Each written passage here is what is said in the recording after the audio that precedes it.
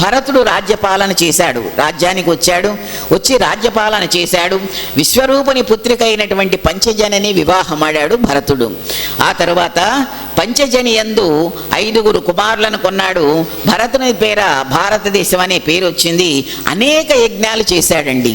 అందుకనే యజ్ఞభూమి మొదటి నుంచి కూడా భారతదేశము యజ్ఞభూమి. అనేక మంది వచ్చి యజ్ఞాలు చేసి మన వాళ్ళందరూ కూడా యజ్ఞముల చేత పరమాత్మను ఆరాధించి మరి స్వామిని ప్రసన్నం చేసుకున్నటువంటి చరిత్ర మనది.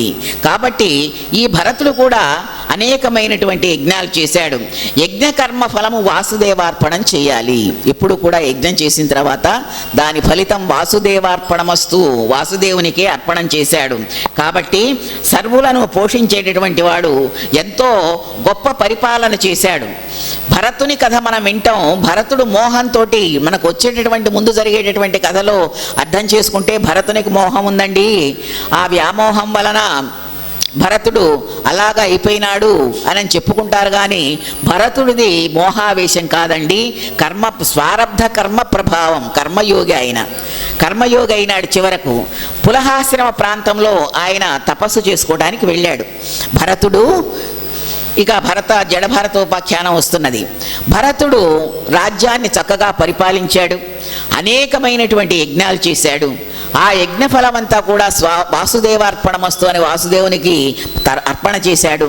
చేసిన తర్వాత ఇక వానప్రస్థాశ్రమానికి వచ్చిన తర్వాత ఆయన తన రాజ్యాన్నంతా కూడా పుత్రులకు అప్పగించి, సమర్థులైనటువంటి పుత్రులు ఉన్నారు కాబట్టి మరి ఆయన పంచజని యందు ఆయన 5 కుమారులను కన్నాడు. ఆయన పంచజని ఆయన భార్య పేరు. ఆ విధంగా అన్ని గృహస్థాశ్రమం అంతా కూడా సఫలీకృతం చేసుకున్న తర్వాత ఆయన తనను తాను ఉద్ధరించడం కోసం తన పూర్వీకుడైనటువంటి వృషభదేవుని ఆ అంశతోటి ఉన్నాడు కాబట్టి రాజ్యాన్నంతా కూడా బిడ్డలకు అప్పగించి వానప్రస్థాశ్రమానికి బయలుదేరి వెళ్ళాడు. ఎక్కడికి వెళ్ళాడంటే పులహాశ్రమ ప్రాంతం. పులహాశ్రమము అని ఉంటుంది. ఇవన్నీ కూడా ఆశ్రమ భూములన్నీ ఉత్తర దేశంలోనే ఉన్నాయి. ఆశ్రమ భూములు, తపస్సు చేసుకోవడానికి వెళ్ళినటువంటి ఆశ్రమ భూములన్నీ కూడా ఉత్తర భారతాన ఎక్కువగా మనకు హిమాలయ ప్రాంతం, ఆ ప్రాంతాల్లో మనకు ఉత్తరాఖండ్, ఆ ప్రాంతాల్లో అవన్నీ కూడా మాకు కృష్ణమూర్తి గారి దయ వల్ల మేము చూడగలిగాం. పూర్వజన్మ సుకృతం అది ఆయన రూపంలో వచ్చింది మాకు. మమ్మల్ని అక్కడ దాకా తీసుకెళ్ళి అనేకమైనటువంటి గయా, ప్రయాగ, హరిద్వార్, నైమిషారణ్యం, కురుక్షేత్రం, ఈ విధంగా అటుపక్క ఉండేటటువంటి ప్రదేశాలన్నింటినీ చూపించినటువంటి వారు ఆయన కర్త. మనం వెళ్ళాలి అనుకుంటే వెళ్ళలేమండి, మనకు తోడు ఉండాలి. ఇక్కడలాగా తిరుపతో శ్రీరంగం అయితే ఏదో భార్యాబిడ్డలతోటి వెళ్ళొస్తాం.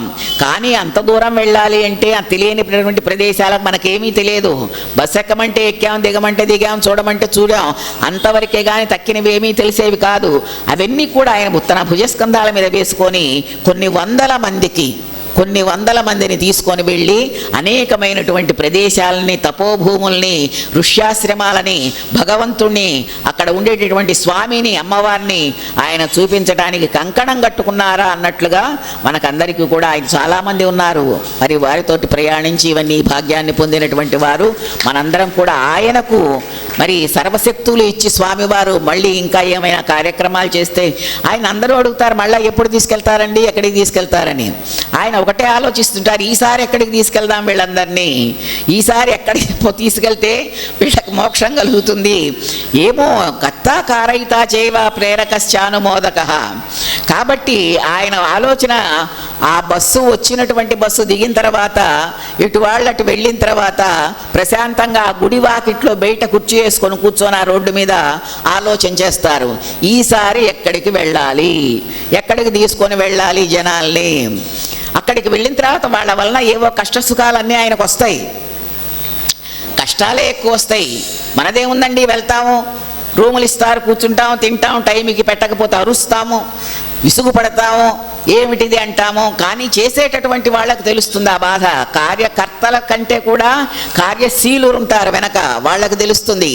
ఆ బాధలన్నీ పడుతూ మన చేత మరి అనేకమైనటువంటి మాటలు పడుతూ ఇవన్నీ కూడా సరేలే, వాళ్ళు ఏదో అంటారు, తెలియక అంటారు. మన కర్తవ్యం ఏమిటంటే నలుగురికి కూడా మంచి మార్గాన్ని చూపించటం.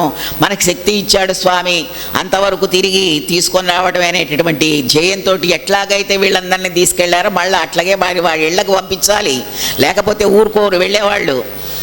చక్కగా కూర్చుంటారు రైల్వే స్టేషన్లో, ప్లాట్ఫారం మీద కూర్చుండేవాళ్ళు బుట్టలు తట్టలు చాలా. అక్కడికి వెళ్ళటం ఏమిటి, ఎంత చూస్తారో అంత కొంటారు.